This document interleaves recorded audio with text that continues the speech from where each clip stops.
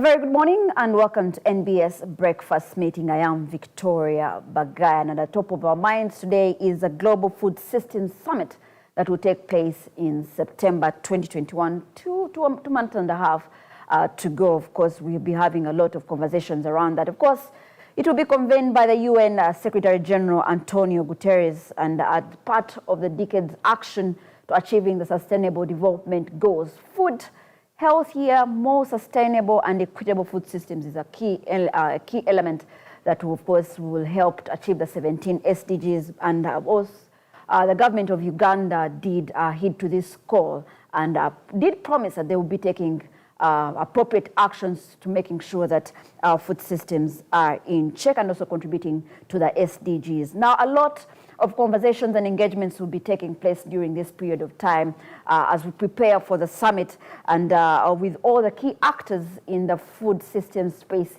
here in Uganda. Of course, this morning, our conversation will be based around that, and we'll be talking to several people. But of course, we'll start off with the remarks of the Food and Agriculture Organization country representative here in Uganda, Antonio Querido, who will have his remarks first before we can have this conversation.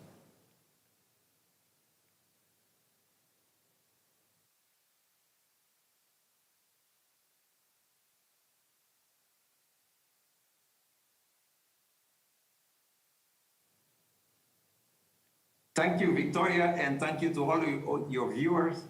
On behalf of FAO, I would like to convey my thanks to your station and for this opportunity to talk to all Ugandans about the Global Food System Summit and the discussions that we are organizing at the country level together with the government of Uganda to ensure that we bring all the actors, important actors within the food system, for us to look at the ways that we can transform the agri-food system in Uganda. As you mentioned, this food system was called by the Secretary General 2 years ago, prior to COVID-19, under the realization that the world was not on the right track of achieving zero hunger by the 2030. Therefore, the Secretary General have called on the nations for us to reflect and also to find ways to look at transformative actions, but also innovative solutions for Uganda, but all the nations in the world to look at the ways to transform the agri-food system. This is the challenge that we have. Therefore, the discussions around the action tracks for the summit is to identify the right solutions for us to transform agriculture sector.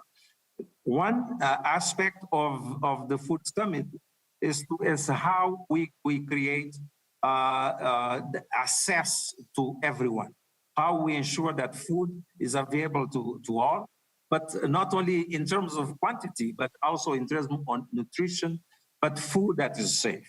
So this dialogue that the government of Uganda is organizing, the aim is to bring all actors together and for us to come up with the solutions that are appropriate for Uganda context, but also to have an ownership of the decisions by the national government, by the local actors, but also by the civil society, the private sector, to ensure that the solution that we come up with will have actions and also we all push together to see how we can transform the food system.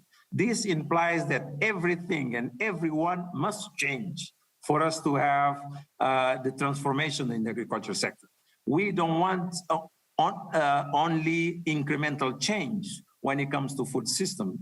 We want transformation. So we cannot continue to do the same things and expecting different results.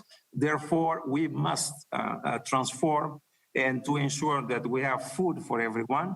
But this food must be, as I mentioned before, nutritious, but it must be also safe So the transformation must occur from the farm all the way to our plates. Thank you.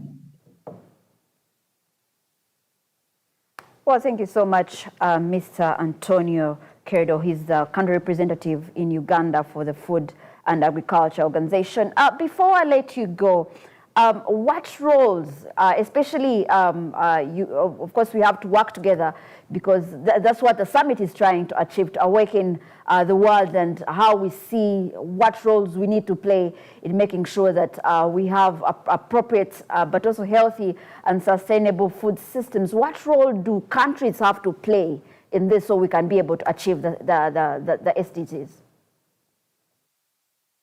Global Food Summit is about member states. Every country needs to really identify action and measures of progress that they need to take to ensure this transformation. What we are doing now is to promote the national dialogue, to create a space to bring all actors together, for us to look at innovative ways of transforming the food system at the national level. So every country has to think of the solution that is best fit for the national context to promote this transformation that we want, and to ensure that by 2030 we have a world with a zero hunger. So it is important of the dimension of national ownership. It's not about the UN, it's not about any UN agency, but it's about the country. So Uganda and all the actors within the food system in Uganda, we have to come together and find out what are the best ways to transform the food system in Uganda. Of course, the summit is a space that we really identified the leaders, what we call for action. But the summit is trying to see how they come up with the global solutions. There is some solutions already been presented in terms of creating a global fund to support countries towards zero hunger. We have some other solutions that create opportunities for comprehensive school feeding programs to promote agricultural development. So those are solutions that are global in nature, but all the action has to be taken at the country level. We want also this summit to create a space for awareness, to elevate the public discussion to a level that creates the reform that we want to see within the food systems with all the actors, not only the government, but the private sector, all the actors that is involved in the food system. Because what we define as food system is everyone, every process that is involved from the production also to the preparation of food. So you can see that within this space, within this continuum, we have a number of actors, we have a number of challenges that we collectively need to think and see how we can address it. How we have organized this discussion at the national level, we have organized it into 5 action tracks. The first action track 1, have to do with access to safe and nutritious food for all. And the second one has to do with how then, once we have safe and nutritious food for everyone, how we work in terms of changing the consumption pattern, because we know that certain consumption patterns are not sustainable in the long run. The third action track has to do how then we do all of this in a ways that we continue to preserve in our environment. So this has to do with nature positive intervention, that while we secure food for everyone, we do it in ways that we preserve the natural base. The fourth area of discussion or action track has to do with livelihood, how we create a sustainable livelihood for everyone, to ensure that people have access to food, people have money to purchase food that is healthy, that is nutritious. And the fifth action that we would like to discuss is then how we look at the ways to create a system that is resilient to all vulnerabilities associated to agriculture production, but is also resilient to external shock of climate change, of climate variability. And we have a production system that really can withstand the shock. We have seen that COVID-19 has exposed some vulnerabilities that we have within the food system. So all of this is important, that we bring the actors together for us to identify solutions that are solutions oriented for Uganda. So the food systems, it implies that Uganda food system, Kenya food system, Rwanda food system, every country needs it to look at its own food system and see how this can be transformed. For Uganda, the opportunity is there, not only to feed Ugandans, but also to look at the opportunities out there within the continent. The Continental Free Trade Agreement within the Africa creates an opportunity for Uganda, while it transforms its agriculture and the food system, look at the opportunities of markets within the continent, and for farmers here to also contribute to zero hunger, not only in Uganda, but also in our continent as a whole. Ms. Thank you. Over to you. Ms. Antonio, we do as a country, Uganda, boast of being the food basket, of course, of the region, and really our economy depends on agriculture. But from the outside looking in, and for an organization that you lead that really focuses on food and its sustainability, what would you say are some of the areas that we need to work on so that we can be able, not only, like you say, to feed Ugandans, but also be able to support other countries that are having food challenges? That we have to look at the production system. We still have some gaps when it comes to how we can become more efficient, how we can increase the level of mechanization, how we can increase the level of the inputs that comes into production system, but inputs that are, also reliable and safe, both in terms of fertilizers, the seed, how we can increase the centrality of water for our farmers not to be so much dependent on the rainfall, particularly in a country like Uganda, where you really have 20% of your land is covered by water. So the production system of Uganda has to look at ways to become more efficient. We know that we still have gaps when it comes to the production system. We know that what we get in research stations is still higher than what we get in the field. I give you an example, a hectare of maize, if you get in 2.5 tons, the farmer will be happy. But the same seed you can get in a research station to 10, 12 tons a hectare.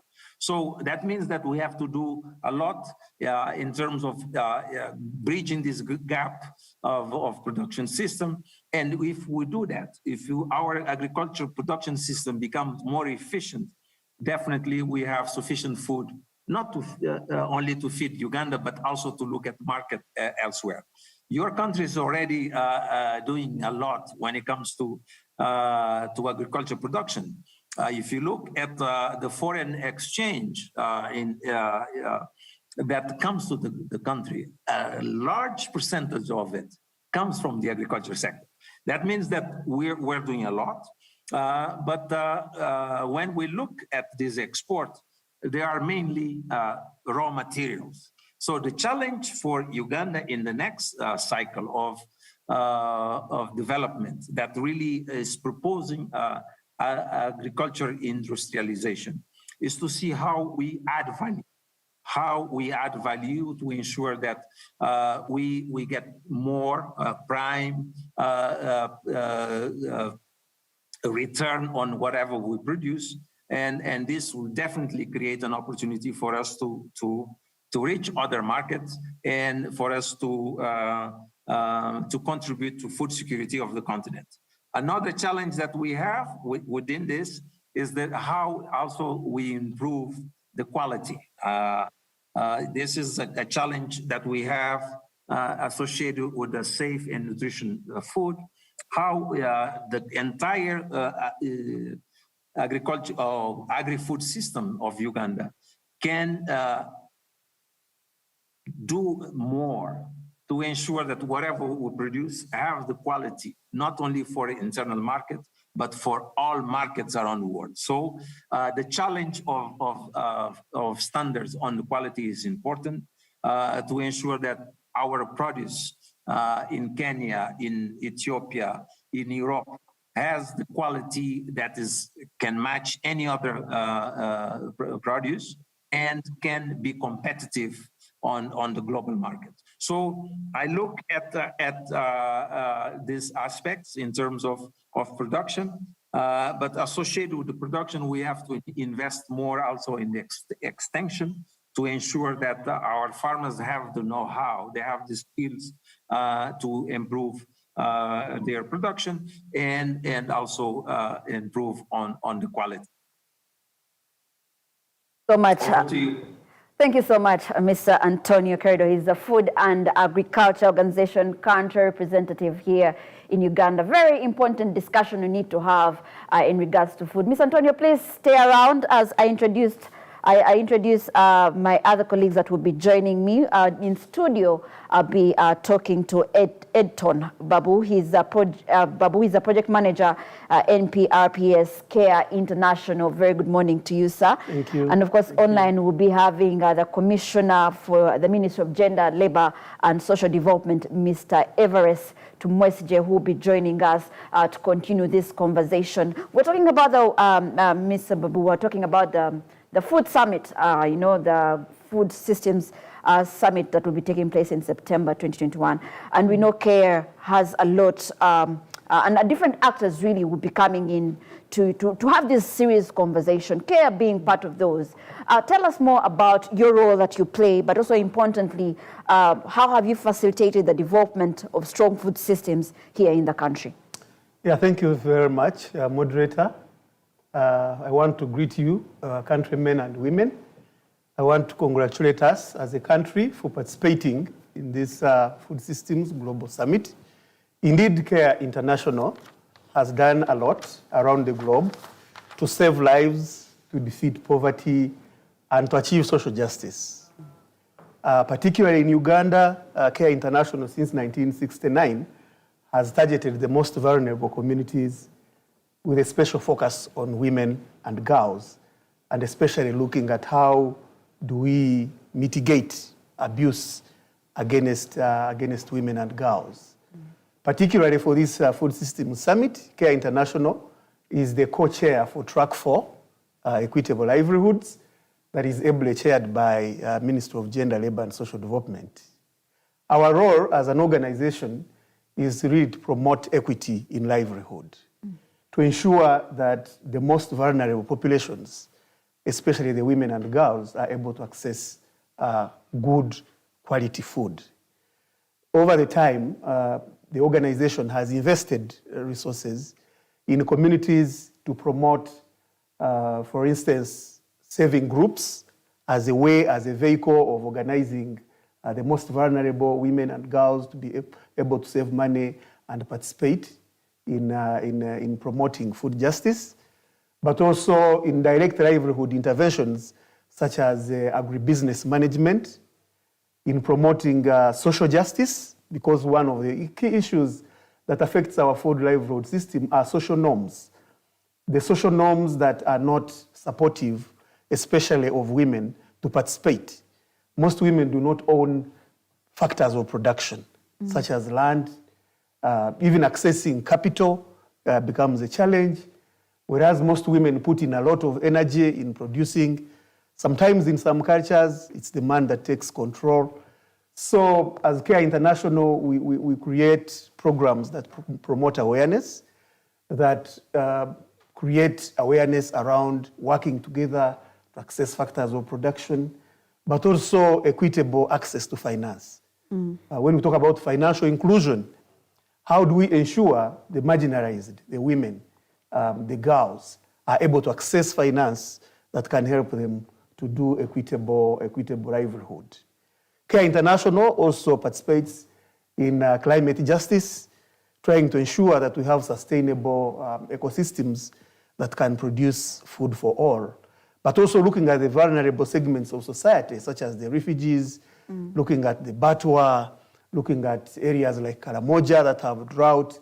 Care tries as much as possible to ensure that these are brought to the forefront. And then we also engage with government and other stakeholders in developing an enabling environment, the policies, to put policies in place that are able to promote equitable livelihood for everyone. As we prepare for the summit and having these very key, important discussions around a healthier, sustainable, and more equitable food systems, and food really, if I would say, is one of those key components that every group and person would require. And as an organization that cares and makes sure that people have that basic of needs, what are some of those key elements you need or you'd love to see discussed in the summit? Thank you very much. Again, as an organization, what we want to see mechanisms in place that will address the needs of the most vulnerable. This country has enough food. Unfortunately, this food is not equitably distributed. There are inequalities in who is accessing the food. Some have very much food to throw away, while majority of the people are starving. So we want to see a summit that will focus on addressing the needs of the most vulnerable when it comes to livelihoods. We also want to see full and productive employment when it comes to the marginalized. We know we have youth in this country, majority of whom currently are either underemployed or unemployed. Can we focus on strategies that promote employment for youth in the agribusiness chain, for example? Because I believe there is enough for everyone, right from the production to quality addition to consumption. There is space for everyone if all of us are organized. We are also looking at how do we transform our subsistence agriculture so that it is commercialized. How do we promote irrigation? How do we promote use of tractor and intensive quality farming? How do we increase access to finance? Because we know one of the challenges in this country when it comes to agriculture is the issue of credit. The interest is very high if at all you are able to access it. But also sometimes those who are accessing that credit are what you would call the big fish, the big to-do. So how do we ensure that the groups, small groups in the villages, in refugee settlements in Changwali and in Karamoja and in Kisoro, the Batwa, are able to access finance that can enable them to participate productively? We also look at how do we promote partnership, private-public partnership. As an organization, CARE invests in working with local organizations. But we also need to bring the private sector on board because we know that the private sector is the key driver to livelihoods, but also effective production. We also want to see more research, evidence that is investment by government and partners in producing research that shows what are those green smart technologies and strategies that can be used to enhance our livelihood. And finally, really we stand with the most vulnerable women. And so the issue of addressing norms, social norms, the cultural norms that make most women and children vulnerable to excesses should be addressed. Thank you. Well, thank you so much, Ms. Babu, for that elaborate and taking care, making sure every Ugandan really is taken care of. Let's now join Mr. Everest Tumwesije. He's a commissioner for Community Development and Literacy at the Ministry of Gender, for a ministry really that caters for the social different groups, really. Youth, we're looking at the disabled, we're looking at women. Really, it is encompassed within your ministry, and of course, we're looking at the SDGs, and now we're going to be able to achieve them. I'm inquisitive to find out, Mr. Tumwesde, what's the connection between the food systems and the Ministry of Gender, Labour and Social Development? Good morning, viewers. Ministry of Gender, Labour and Social Development, indeed, as a ministry of the people and for the people, responsible from child age to old age. You have the youth there, we have the families, we have the persons with disabilities, ethnic minorities.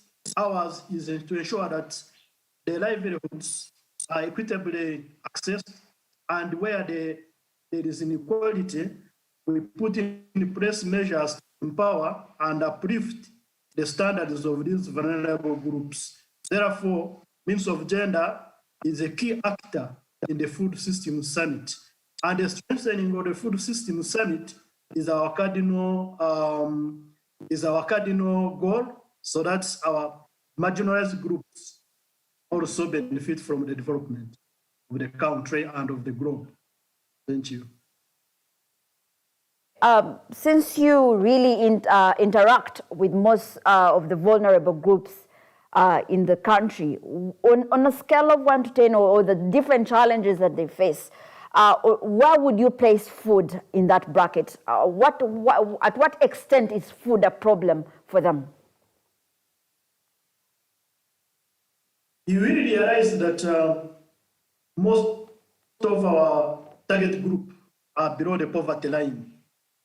Below the poverty line, and therefore they suffer from food insecurity, they suffer from inappropriate diets, and therefore they suffer from benefiting really from the right combinations of food.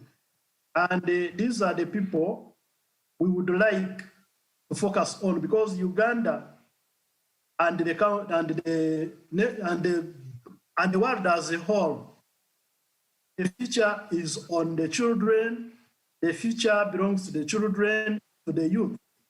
And if we don't focus attention on the children and the youth, then our future is not guaranteed. So as a ministry, we come in to ensure that all the interventions aim at empowering these groups in terms of accessing income, and in terms of spending this income, acquire the most basic necessities of life.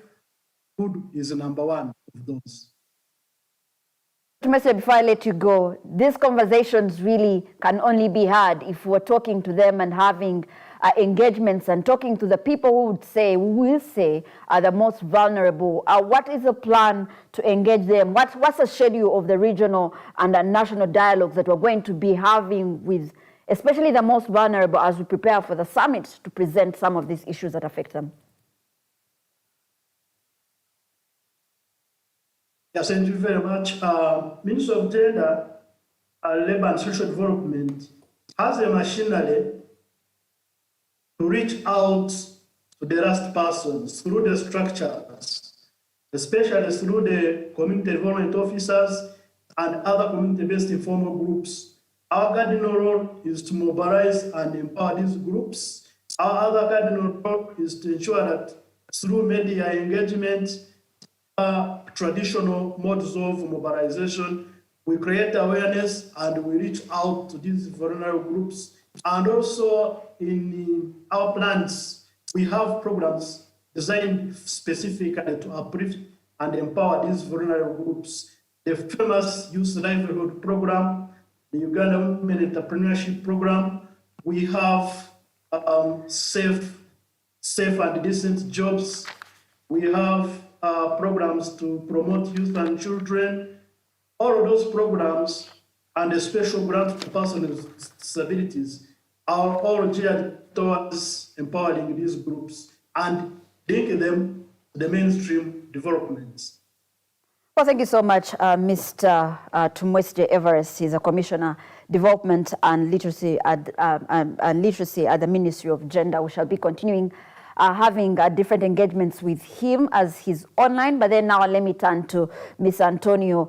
Looks like, of course, CARE here who will be speaking for the vulnerable. We also have the Minister of Gender who will be there, of course, to represent and talk and you know, make sure that some of these discussions that you're going to have reach the people. But then to you as an organization that really speaks and looks into the nitty-gritty of the food and agricultural issues across the region, you have a big role to play, and that is when I ask what are the opportunities, what opportunities does the summit provide to the ordinary citizen? Thank you, Victoria, once again and thank you also our partners of CARE and also the Ministry of Labor, Gender, Labor and Social Development. Indeed, we're in this together. I think as AFAO, our main objective is to have a world that is free of hunger. And our friend from CARE has mentioned, the world is producing sufficient food to feed everyone 1.5 times. So the issue is indeed how we have equitable access, how we distribute it better to ensure that we don't have anyone going to bed without food. But the trend that we have seen so far since 2015 is continued increase of hungry people in the world.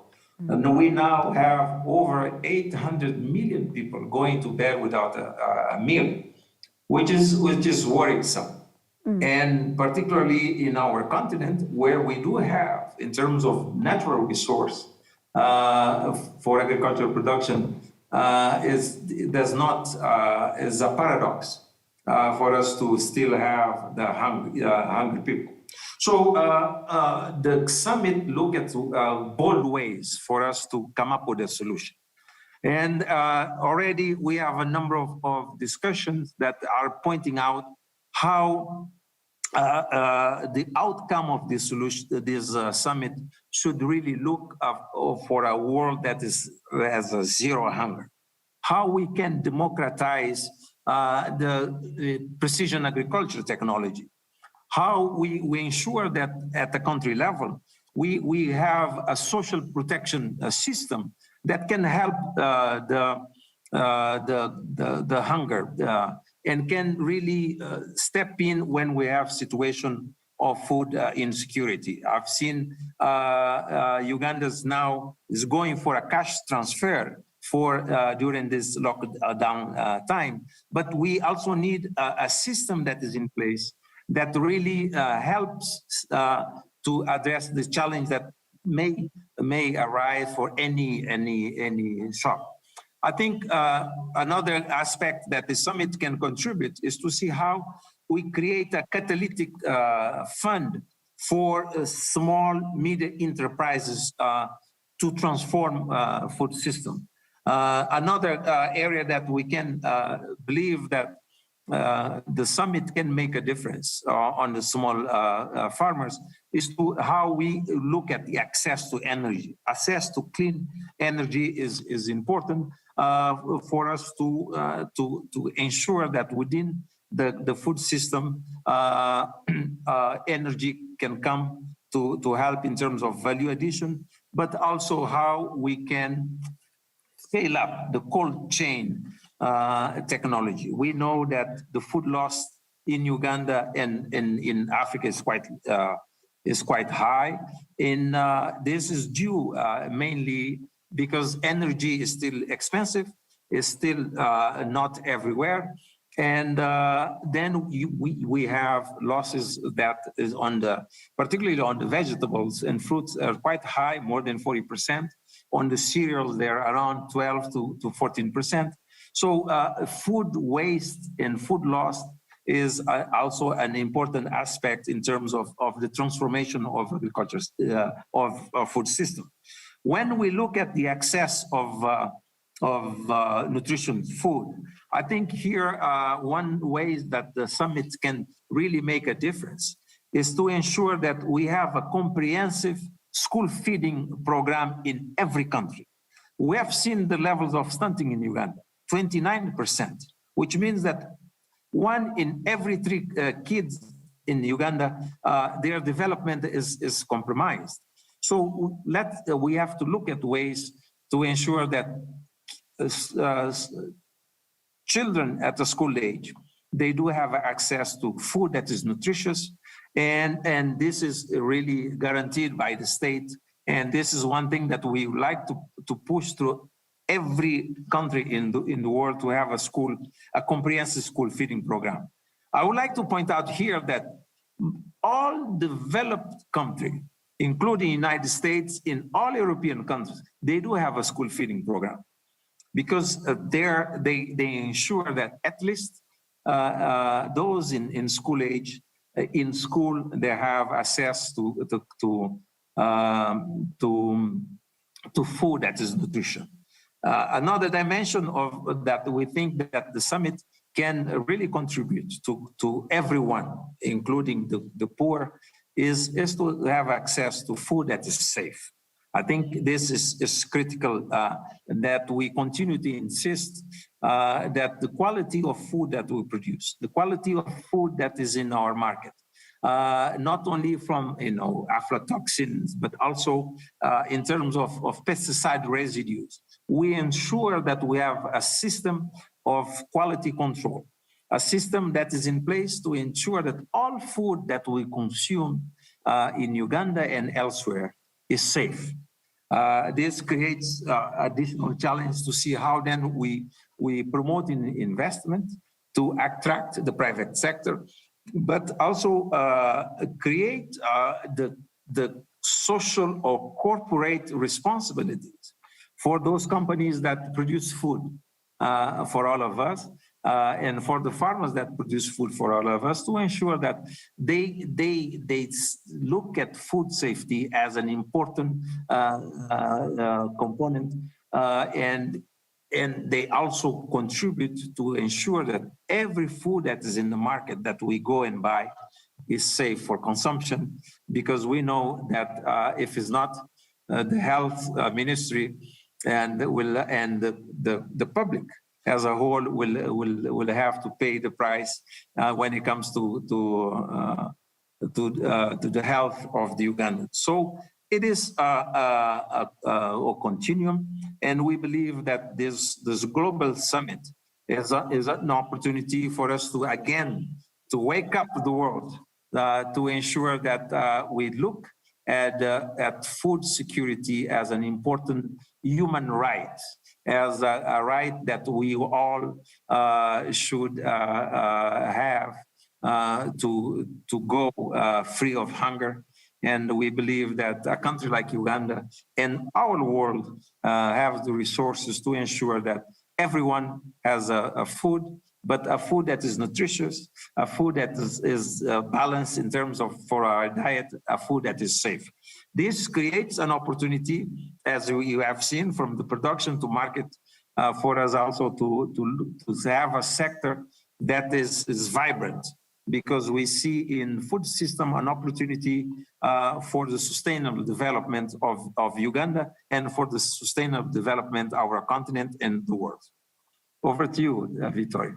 Thank you so much, Mr. Antonio. I'll turn to you, Mr. Babu. You know, the views of the Ugandans that we're going to be discussing for really are important, they're necessary. Of course, the different structures and systems, of course, the Minister of Gender says are in place to be able to reach. The programs are there. But then as we prepare for this summit, what's the schedule for involving Ugandans? We have now a pandemic. The people who are going to be affected, who are actually now affected, those that have gone down the poverty line as those have gone now below the poverty line. How do we engage them in this summit? How do their views be heard before we head for September? Yeah, thank you very much, Victoria.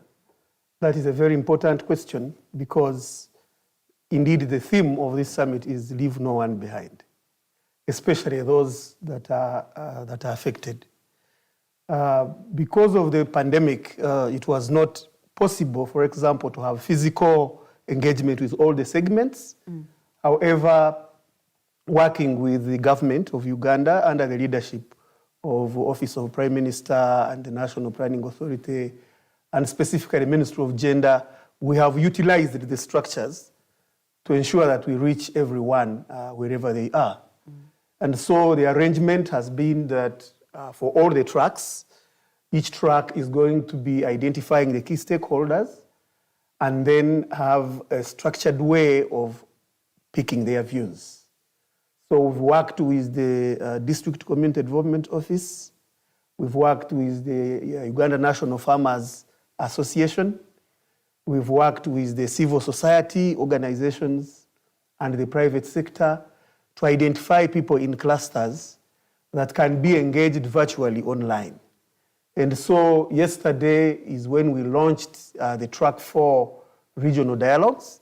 And I want to tell you we had overwhelming participation from our country. The country was segmented in 2 regions so that we exhaustively have a discussion on issues that are regional specific. For example, issues of sugarcane growing in Busoga, issues of irrigation in Karamoja. How do we deal with the Batwa in Southwest? So we enabled all the participants to come on board and bring their views, because then these views are going to be put into an issues paper and then will be congregated so that we have a government position. And I want to agree with the FAO representative that these are not issues just packaged for the global summit, but for our country to focus, to begin having a meaningful conversation on how do we address. So we have ensured that all the marginalized groups are represented, the refugees are represented in this discussion, the elderly and persons with disabilities are involved in this discussion. We have ensured that women and children participate in this summit. So these conversations are still ongoing, even today, for the rest of this week, that will culminate now into the national dialogue that is going to consolidate the views of Ugandans that will be discussed at the pre-summit in Rome and the actual summit, but also that we will start a long conversation. As CARE, we are already working with Ministry of Finance and Ministry of Gender in addressing some of these issues. For example, with regard to generating evidence, we are supporting the Uganda Women Entrepreneurs Program. We are supporting the Uganda Microfinance Regulatory Authority to begin looking at how do we extend services and credit. How do you create a conducive environment that is going to ensure that my grandmother in the village is able to participate and is going to harvest and benefit from the sweat of her labor. We are also engaging at different levels in promoting research. So we want to ensure that the views of Ugandans this time, much as we've not been able to move and have physical interaction, they are captured. Luckily, most of our people have been able to join virtually to be able to participate and generate their views. Well, thank you so much. Let's now join Mr. Tumwesije. For a country really that prides itself in being a food basket of the region, food really, when we talk about food in Uganda, we talk about how we are able to eat, but then also have a population somewhere that is missing food. You know, we're still having school-going children who are not having food or are dropping out because they don't have food. But then we're also having a lot of issues in regards to the quality of food. What are some of the challenges? It's a real problem that we have, but then we seem to have we seem to have a notion that we are actually okay when it comes to food here in Uganda, and yet we actually have challenges. What are some of those that you would pinpoint that we have here in the country? Thank you very much, Madam Victoria.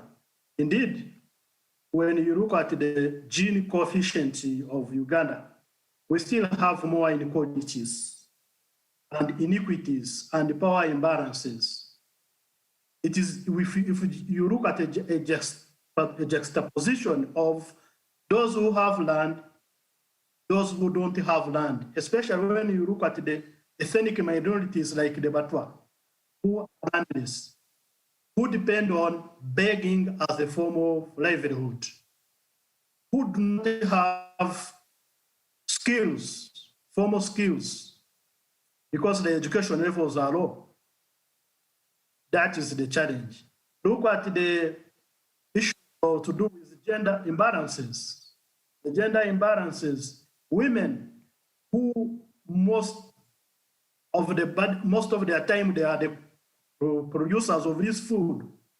But when it comes to management of what to do with the harvest, it's in the hands of men. Even when we encourage savings and credit, what they save, the man wants to control and spend the money. There is a problem of power imbalances. There is a problem. Yesterday, we were lucky to hear from our stakeholders in the field. There is a whole problem of inaccessibility. Most of our people are in remote and rural and hidden areas, and they don't access the services. Even when food is available, they cannot access it because they don't have what it takes to enable them access this food. So, to build a resilient livelihood at the ministry, we are looking at empowering these vulnerable skills through informal trainings. Informal trainings, we are looking at building the assets base through promoting village savings and loans association. We are also looking at, because most of our livelihoods depend on nature, they depend on nature. We are promoting decent green jobs towards the sustainable livelihood.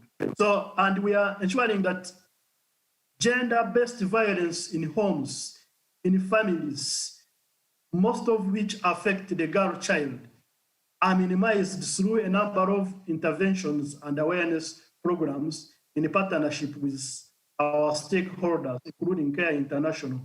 And we're ensuring that these cross-cutting issues which matter, equity, rights, gender, nutrition, are mainstreamed in all government interventions so as we uplift and promote the rights of these vulnerable groups for which the ministry is responsible. Over to you, Victoria. Well, thank you so much, Mr. Tumwesije. We're discussing the food systems that we have, of course, as a country, as a region, and also vis-a-vis the SDGs that we are working towards too. And that is when I bring in, this point is when I bring in Ms. Antonio. We have a timeline. We have some of these cross-cutting issues that we still have, you know, the gender imbalance. Of course, we're looking at having sustainable food, but then also importantly, we have a timeline that we have to work with if we're to actually be able to actualize the sustainable development goals and hit the target. What are we working with? What time frame do we have to actually not only discuss, but then put action and be able to get results? What time frame are we working with vis-a-vis achieving and hitting the sustainable development goals? Thank you, Victoria. Indeed, there is a sense of urgency because you remember in 2015, we had realized that we missed entirely the Millennium Development Goal. And then in 2015, we came up with the Sustainable Development Goal.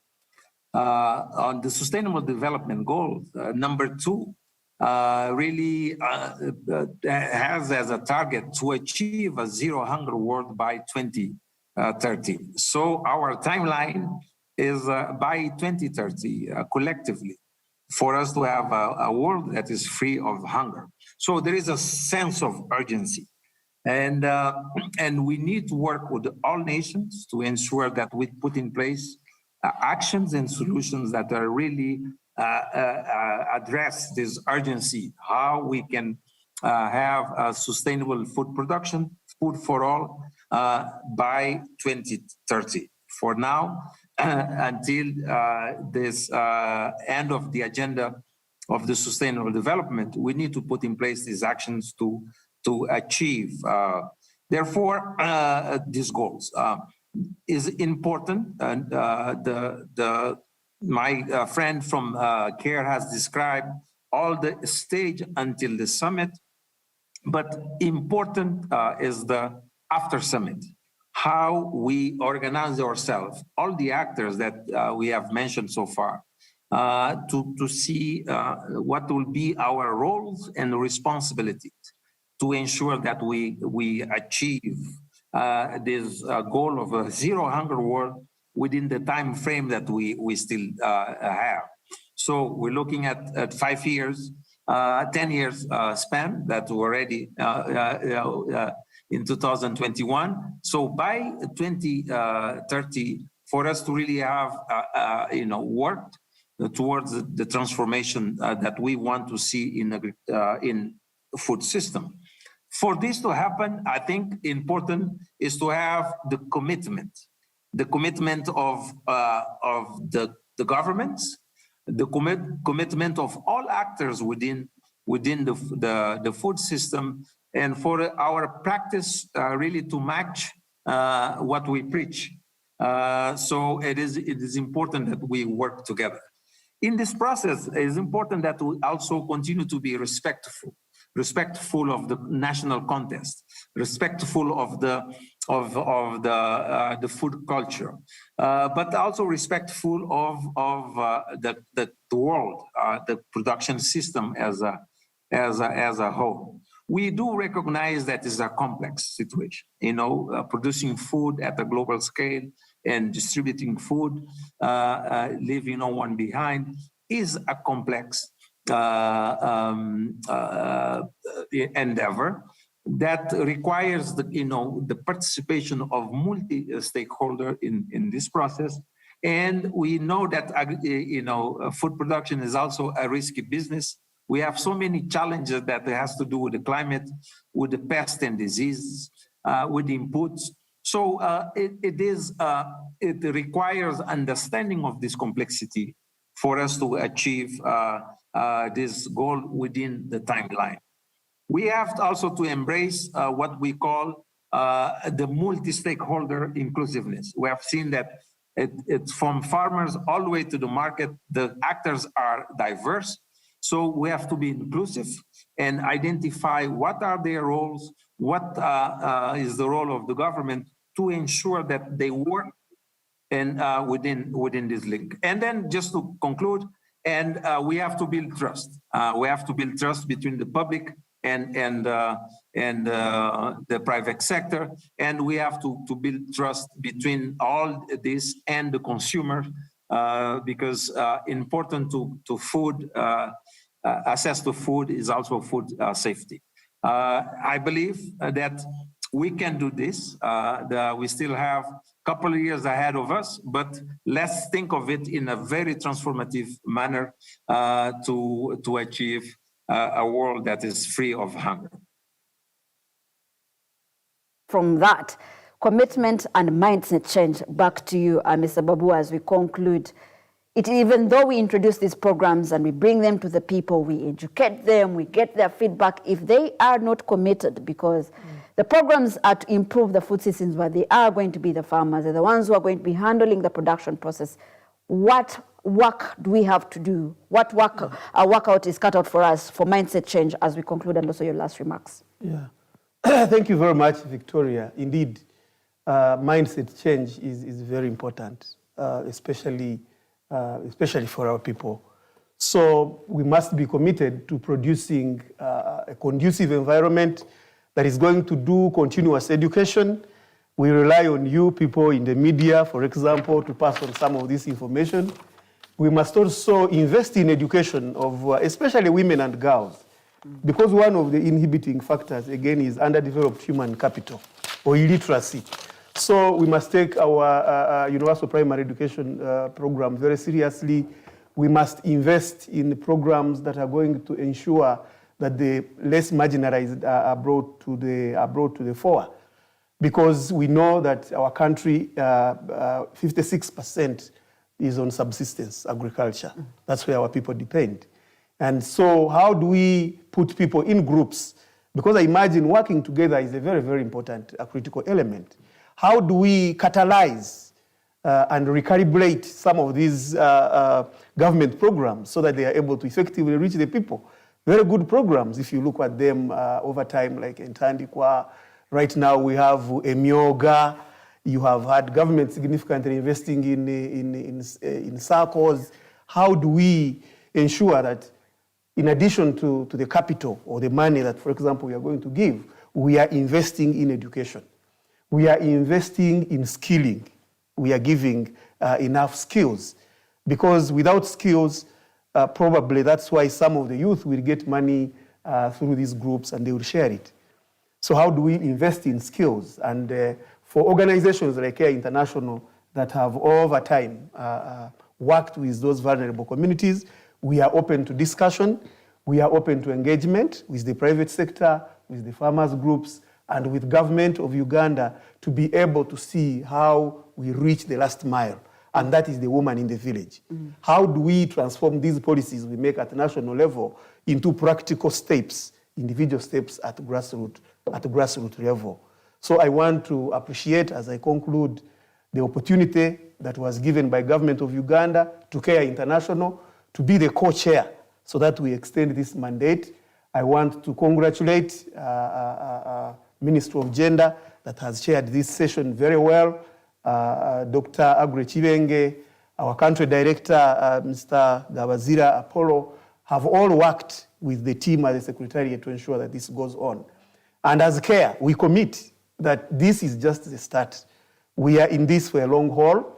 We are going to ensure that we generate evidence, we work with everyone until we have equitable livelihoods for everyone, especially the women and girls in this country. Well, thank you so much. Thank you so much. Thank you so much, Mr. Tumwesije, for those conclusive remarks, and of course, continuing the conversation in regards to matters and fighting really for the basics for every Ugandan and every group.